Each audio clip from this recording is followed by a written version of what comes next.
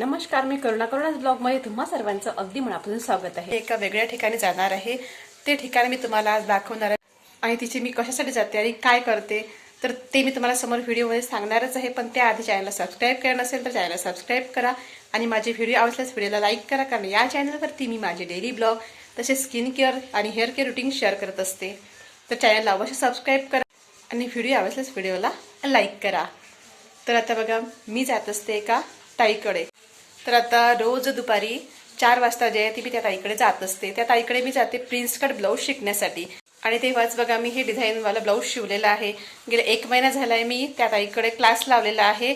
त्या ताईची परिस्थिती जर तुम्ही पाहाल ना, म्हणजे आपण जे म्हणतो ना की आयुष्यात संघर्ष असते, तर त्या ताईंच्या आयुष्यात जर संघर्ष पाहिला तर आपल्याला वाटेल की आपल्या आयुष्यात काहीच दुःख नाही आणि काहीच संघर्ष नाही।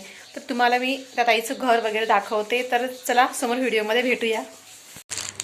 आहे तर बघा, आता मी इथे आलेले आहे आणि गेले 1 महिना झाला मी या ताईकडे येत आहे। हे आहे ते ताई ज्या मला ब्लाऊज शिकवत आहे, प्रिन्स कट आणि डिझाईनचे ब्लाऊज। तर हेच ब्लाऊज बघा या ताईनेच मला शिकवलं आणि मी शिवून पाहिलं आणि थोडं थोडं त्या ताईने मला शिवून दिलेलं आहे।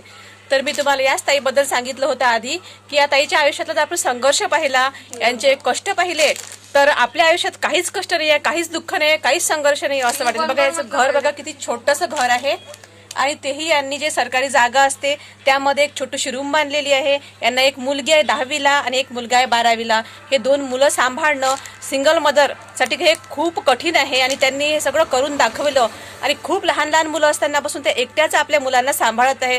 तर यांचा संघर्ष खूप मोठा आहे। तुम्ही जर ऐकाल ना यांचा संघर्ष, तर तुम्हाला असं वाटेल की तुमच्या आयुष्यात काहीच दुःख नाही आहे आणि खूप आपली म्हणजे लाईफ सिंपल आहे। यांची लाईफ जर आपण ऐकली तर म्हणजे आपल्या अंगाला ऐकूनच काटे येतील अशी यांची लाईफ आहे। तर बघा, ह्या म्हणजे सकाळी शेताचं काम करून संध्याकाळी हा ब्लाऊज शिवून असे यांनी दिवस काढलेले आहेत। तर बघा, तुम्ही विचार करू शकता की हे दिवस कसे गेले असतील आणि कसे त्यांनी दिवस काढलेले असतील। आपण म्हणतो ना की गरोदरपणामध्ये खूप चांगल्या चांगल्या वस्तू खाल्ल्या पाहिजे, मोडा आलेले धान्य खाल्ले पाहिजे आणि खूप पौष्टिक आहार घेतो, पण या ताईंनी नुसतं पाणी पिऊन गरोदरपणामध्ये दिवस काढलेले आहेत। तर विचार करा यांनी दिवस कसे काढलेले असतील। तर या ताईंनी अशा प्रकारे दिवस काढलेले आहेत। त्यांना घरातून काढून दिलं त्याचे सासू-सासरे आणि नवरा यांना आहे दारू पितो।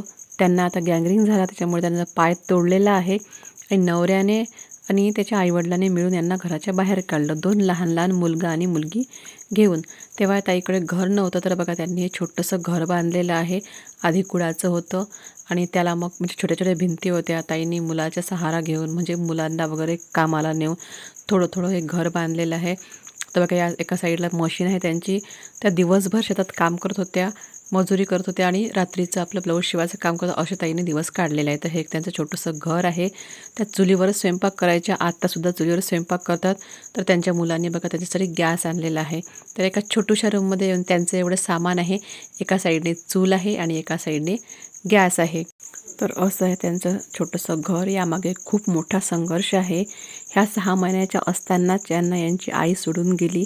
त्यांना सख्खी आईसुद्धा नाही आहे, सावत्र आई खाली हाताखाली त्या राहिल्या आणि लग्नानंतर दारू पिणारा नवरा, त्यात भांडखोर सासू-सासरे असे सर्व त्यांनी दिवस काढले आहेत। तर खूप कठीण असं यांचं आयुष्य होतं आणि आतासुद्धा आहेच। याची पूर्ण कहाणी तुम्हाला जर ऐकायची असेल तर मी माझ्या चॅनलवरती अपलोड करेल आणि मी शिवण क्लासमुळेच माझ्या चॅनलवरती व्हिडिओ टाकू शकत नाही आहे। हेच एक कारण आहे की माझे लॉंग व्हिडिओ आता सध्या येत नाही आहे। तर तुम्हाला व्हिडिओ कसा वाटला हे कमेंटमध्ये नक्की सांगा आणि आवडला असेल तर व्हिडिओला लाईक करा आणि चॅनलला सबस्क्राईब करा। भेटूया एखाद्या नवीन व्हिडिओमध्ये, तोपर्यंत बाय।